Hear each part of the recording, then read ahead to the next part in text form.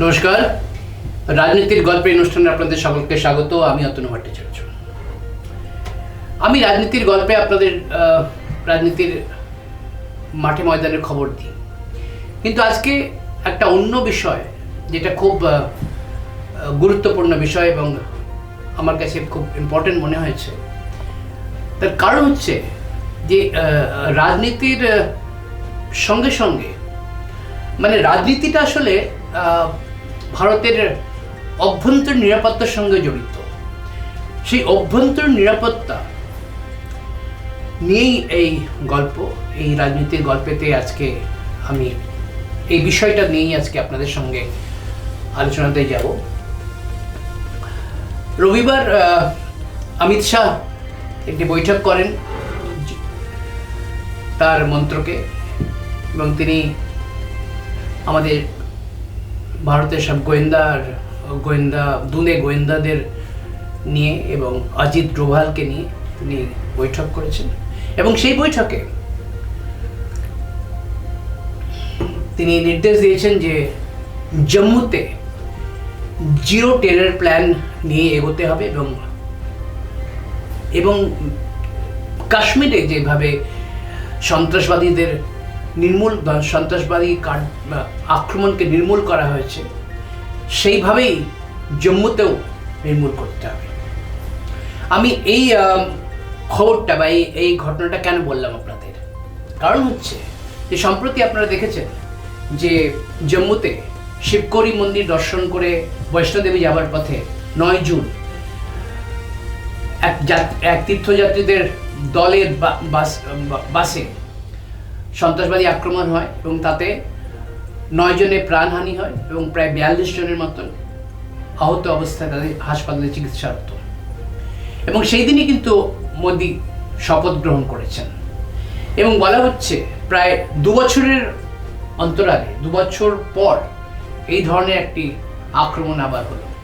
2 বছর আগে প্রতিনিয়তই সন্ত্রাসবাদীদের আক্রমণ হতো, পাকিস্তানি মদতে পুষ্ট সন্ত্রাসবাদীরা, এবং সেটা মাঝখানে বেশ কিছুদিন বন্ধ ছিল। তো আবার কেন শুরু হলো? এইখানে কিন্তু একটা রাজনীতির আঁচ পাওয়া যাচ্ছে গল্পে। এবং এই শিবকরি মন্দির থেকে যাত্রীদের বাসে যেভাবে আক্রমণ হয়েছে সেই প্ল্যানেই কিন্তু আক্রমণ হতো কাশ্মীরে।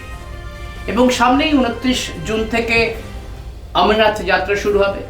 সরকার কোনো রকম রিস্ক নিতে চায় না, কেন্দ্রীয় সরকার, এবং তারা সিদ্ধান্ত নিয়েছে যে এই টেরর প্ল্যানকে নির্মূল করতে হবে। এবং খুব যেটা লক্ষ্য করার বিষয় এবং ব্যাপারটা খুব প্রি প্ল্যান্ড এবং ইম্পর্টেন্ট, যে জম্মু কাশ্মীর যেগুলো বর্ডার এরিয়া, আমাদের যে লাইন অফ কন্ট্রোলের উপর যে জায়গাগুলো আছে, ডোডা, পুঞ্চ, রাজৌরি, কাঠুয়া, এইসব জায়গায় কিন্তু সন্ত্রাসবাদী আক্রমণ হতে থাকে। এবং গত কয়েকদিনে বেশ 4-5 বার তো সন্ত্রাসবাদী আক্রমণের খবর এসেছে, এবং সিরিজে বেশ কতগুলো আক্রমণ ছোট বড় মিলিয়ে সন্ত্রাসবাদী আক্রমণ আবার শুরু হয়েছে। কিন্তু এটা জম্মুতে হচ্ছে। জম্মুতে হওয়া মানে হচ্ছে, তার মানে বোঝা যাচ্ছে যে এই সন্ত্রাসবাদীরা কিন্তু এগিয়ে এসেছে, অনেকটা ভেতরে ঢুকে এসেছে। ওরা যে বর্ডারে সীমান্তে করে বেরিয়ে যাচ্ছে তা নয়, কিন্তু ওরা ঢুকে কিন্তু করছে, এবং তা বেরোতে সময় লাগছে, কারণ জম্মু থেকে বর্ডার এর দূরত্ব আছে। এবং অজিত ডোভাল তিনি ছিলেন আমাদের জাতীয় নিরাপত্তা উপদেষ্টা, এবং এই গল্পের সঙ্গে আমি অজিত ডোভালের গল্পটা একটু বলবো আপনাকে।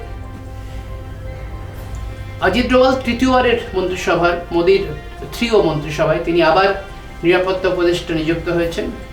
তিনি গত 2014 পর থেকে তিনি এক নাগাড়ে এই জাতীয় নিরাপত্তা উপদেষ্টার পদ সামলাচ্ছেন এবং মোদির খুব ঘনিষ্ঠ তিনি। একাধারে তিনি মোদির নিরাপত্তা উপদেষ্টা, তিনি বিদেশ সংক্রান্ত তার পরামর্শদাতার কাজও তিনি করে থাকেন, এবং ইন্টারনাল সিকিউরিটি তো আছেই। এবং এই অজিত ডোভালকে জেমস বন্ড অফ ইন্ডিয়া বলা হয়।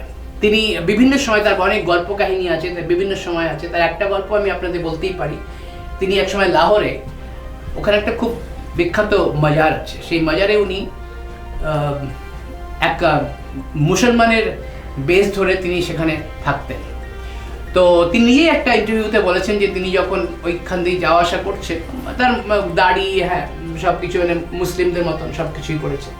তো সেখান দিয়ে যখন উনি যাচ্ছেন, তো একজন ফকিরের মতন একজন তাকে ডেকে ইশারায় ডেকেছে। তো ডেকে বলছে তুমি এসো আমার কাছে, আসো। তো উনি গেছেন, তো ওকে নিয়ে একটা গলি ঘুচিয়ে দিয়ে একটা জায়গায় ঘরে নিয়ে গেছে। ঘরে নিয়ে গিয়ে বলছেন তুমি হিন্দু? বলছে না, আমি মুসলমান। বলছে না, তুমি হিন্দু। তো ঘরের মধ্যে ঢুকে বলছে আমিও হিন্দু, কিন্তু আমি মুসলমানের বেশের। ও যে দেখেছে সেও হিন্দু, কিন্তু সেও মুসলমানের বেশের। বলছে আপনি কি করে বুঝলেন আমি হিন্দু? বলে তোমার কানে ফুটো আছে, এই ফুটোটা প্লাস্টিক সার্জারি করি না, কিন্তু বিপদে পড়বে। তো বিভিন্ন ধরনের এরকম ওনার জেমস বন্ডের মতো গল্প আছে। তো আমি কেন এই অবতারণা করলাম, কারণ আবার এই ক্ষমতার অলিন্দে আবার খবর শুরু হচ্ছে, আবার কানাঘুষা শোনা যাচ্ছে পাকিস্তানে কি আরেকটা সার্জিক্যাল স্ট্রাইক হবে। এই নিয়ে কিন্তু খুব জোর জল্পনা শুরু হয়েছে। কারণ 2016-তে আপনাদের মনে আছে যখন পুলওয়ামা হয় এবং তারপরে বালাকোটের এয়ার স্ট্রাইক হয়, সার্জিক্যাল স্ট্রাইক হয়, এবং আমরা মানে এই ঘুণাক্ষরেও জানতে পারা যায়নি কীভাবে সার্জিক্যাল স্ট্রাইকটা হলো। কিন্তু ঘুম থেকে ওঠার পরে খবরটা যখন চারিদিকে ছড়িয়ে পড়ে, এবং তারপরে আমরা বিভিন্ন, তারপরে আমাদের আর্ম ফোর্সেসের তরফ থেকেও ভিডিও জারি করা হয় যে কিভাবে সার্জিক্যাল স্ট্রাইক হয়েছে।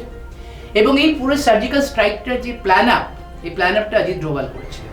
এই অজিত ডোভাল আবার মোদির সঙ্গে আছেন, এবং এই যে সন্ত্রাসবাদী আক্রমণ আবার শুরু হয়েছে, এটাকে একটা অশনি সংকেত বলে ধরে নেওয়া হচ্ছে। কারণ মোদির আমলে 2014 থেকে 2024, 2014 থেকে 19-এর মধ্যে বিভিন্ন ধরনের আক্রমণ হচ্ছে, কিন্তু প্ল্যান মাফিক যে মোদির শপথের দিনেই যে আক্রমণটা করা হলো, তার মানে অর্থ দাঁড়ায় যে মোদির এই শপথটাকে পাকিস্তান একটা অপরচুনিটি হিসেবে দেখলো যে এই সময় আক্রমণ করা যায়, এবং পাকিস্তানি মদতপুষ্ট সন্ত্রাসবাদীদের কাছে, এবং যে যাদের সন্দেহভাজন গ্রেফতার করা হয়েছে একজন জঙ্গিকে, তার কাছে পুরো পাকিস্তানের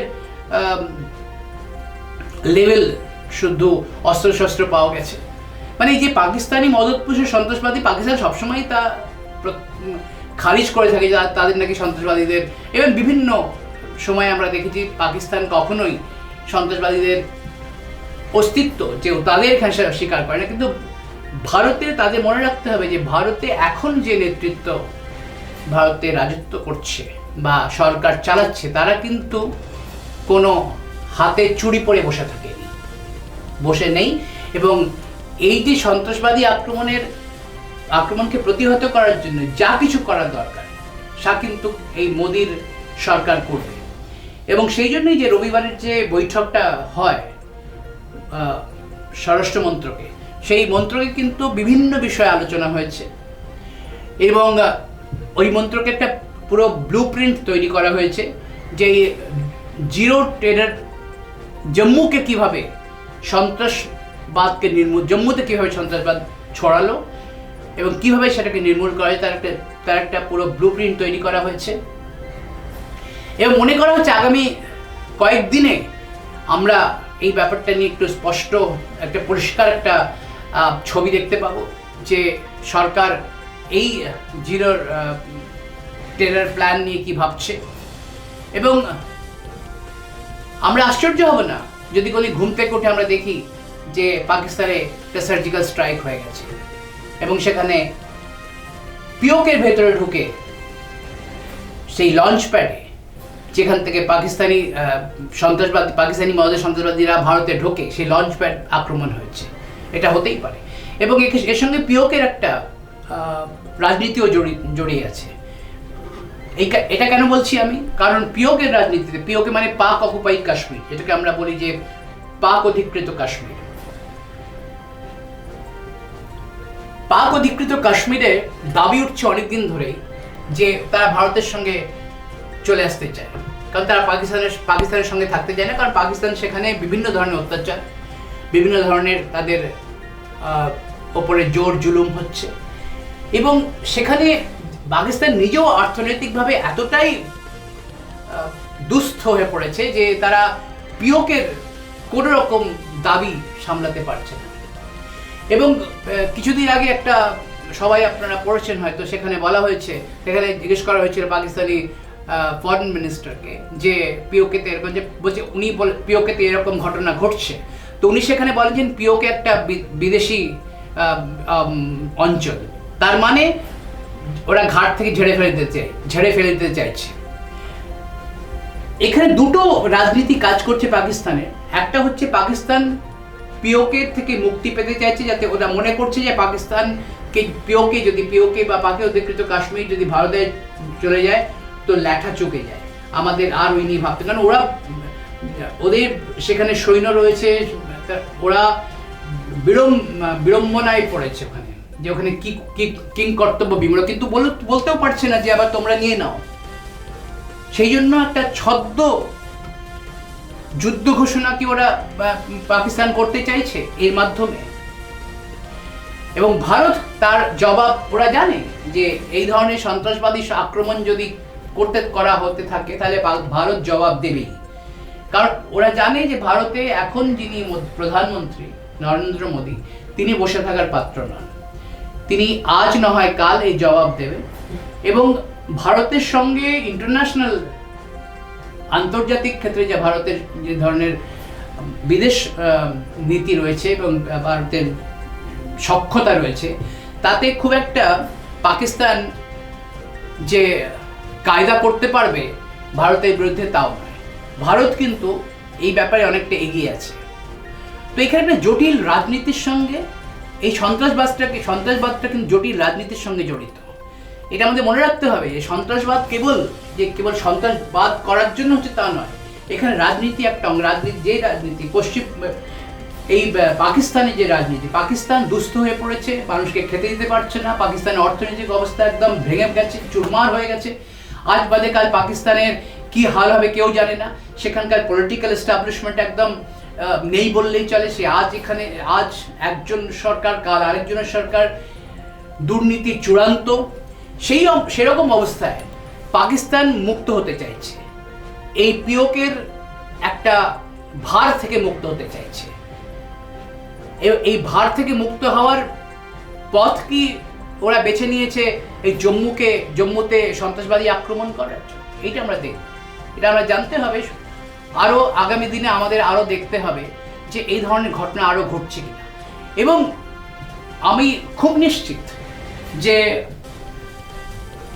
আমরা যদি কোনোদিন দেখি এর মধ্যে যে প্রথম তো সরকার কঠোর অবস্থান নিয়েছে, সেটা আমরা আগেই আপনাদের বলেছি, সরকার বলেছে জিরো টেরর প্ল্যান। জম্মুতে আসলে সরকারের কাছে সবচেয়ে বেশি